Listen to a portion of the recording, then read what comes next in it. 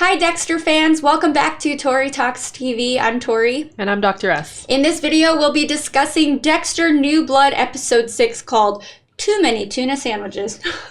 Because too much tuna is bad for you apparently and ruins your instincts per Dexter. The mercury or something? I don't know, I didn't know that. Now I feel bad because I really like tuna sandwiches. I do too. Oh. I don't have too much of it though.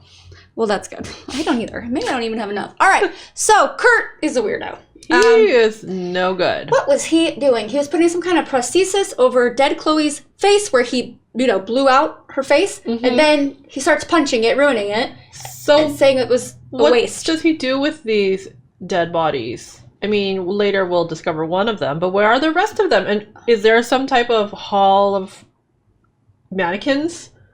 Taxidermy style? Because why did he need that intact? I kept thinking we're going to stumble across where he stashes the bodies, but it's not going to be just dead bodies. It's going to be like the wax museum.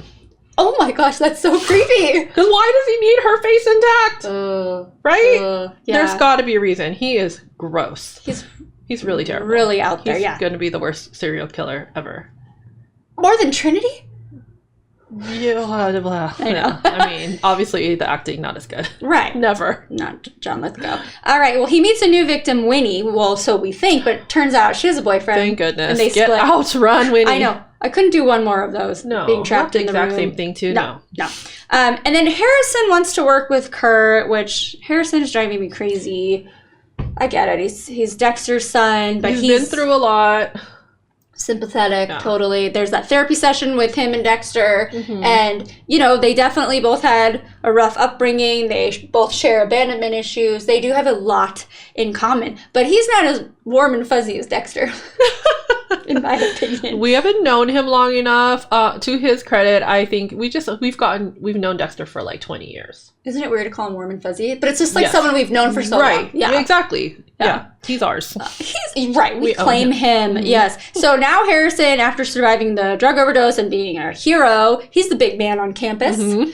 And everybody's looking at him like, good job or whatever. If they only knew. Yeah. But yes, he and Audrey hang out. He confides in her that he wants to hurt people. And she doesn't care. She's not worried about that. That was a little troubling. She's okay with it. They bond over being outsiders, and then they do it. Yeah. As people do. Right. That's fine. Angela finds them naked in bed. You need to go home after. What were you thinking? What the heck? What exactly were you thinking? Her mom's a cop. I know. Especially because of that. But even just a mom of a teenage daughter. Go home. Oh my gosh. That's typical teenager, right? Yeah. You just that happened to me one time with my boyfriend. I forgot. He fell asleep. I got in trouble. Anyway, so I really shouldn't judge them at all. Okay, so then Harrison is now in wrestling. He is brutal. Well, first he wins. Great job. You won the wrestling match. That's enough. You need to stop. Why did he break the... Because I know, he made him bleed or whatever. And the look in his eyes was so devious. And he broke his opponent's arm. But Kurt was good job. I know. Encouraging it. Harrison's like, what is going on? Yeah. Leave my son alone. Yeah. Obviously, we know he's bad news, and Dexter senses it too. Yeah. Mm-hmm. Yeah. So please, Harrison, don't go work with your dad. They're all sociopaths. These three people, but Dexter has learned. Has developed coping skills. Yeah. Maybe not the best ones, but he at least knows he's evolved. That is not appropriate to encourage as a father figure. Yeah. Even his comments about, oh my god, normal people are so weird, encouraging teenagers to beat each other up. See, he's been a student of human nature for his whole life since Harry was trying to teach him. Yeah, that's true.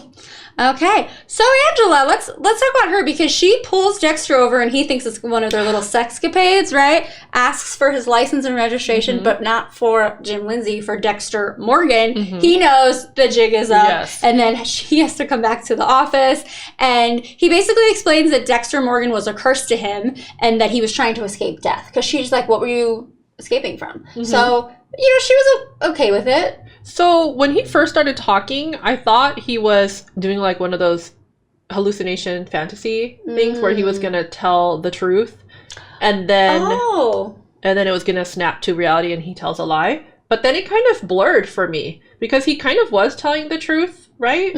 But not really the full truth. But I don't know. It was kind of interesting the way he said it. Like, he wasn't escaping death, he was escaping killing people. So He kind had of said his wife was killed and his sister was killed. And that was all true. Death surrounds him. Mm-hmm. In more ways than one. Exactly. That's true. Yeah, he was completely honest with her. Isn't that interesting? Uh-huh. Mm-hmm. Huh. Yeah, that all planned out, I think. Probably. Sociopath. Yes. Another key component to all of this is Molly. Uh-huh. Who's so obnoxious, but I kind of like her. Yes. She has a meeting with Kurt about Matt not being in New York because she said she did her little detective work, and then he takes her to his family cabin to talk to Matt. Why is she going? She should know, of all people. What True the heck? crime podcaster. She realizes it later, but still. She does realize But it, yes. too late. Yeah. Dexter gets a hold of that recording, thank God, and then follows them there. She gets a bad feeling because you see she's holding her, I'm guessing, mace or pepper spray tightly. Yes. Mm-hmm. Dexter comes down the basement box. I know the basement box, right? I was like, don't go in the basement box. What's happening? If you don't know what we're talking about, inside joke, but she couldn't think of storm shelter, so she called it basement box. Storm shelter. Best thing I've ever heard. Didn't remember Nope, that. it's basement box from now on. And then Dexter's very cool, pushes his way in. He notices that the door only locks from the outside.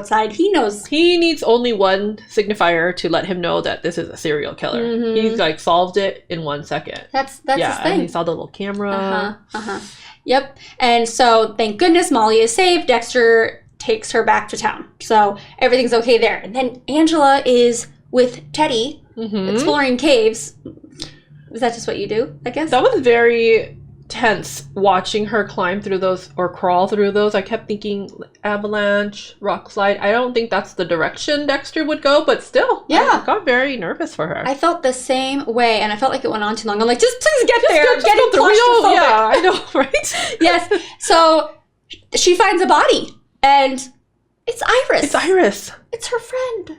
And she knew by the bracelet. I know. Oh my gosh. So she calls Jim looking for Dexter because who better to investigate? Okay, so Dexter when Morgan. she said the way she said it though, I feel like she knows more. She knows that he's something bad.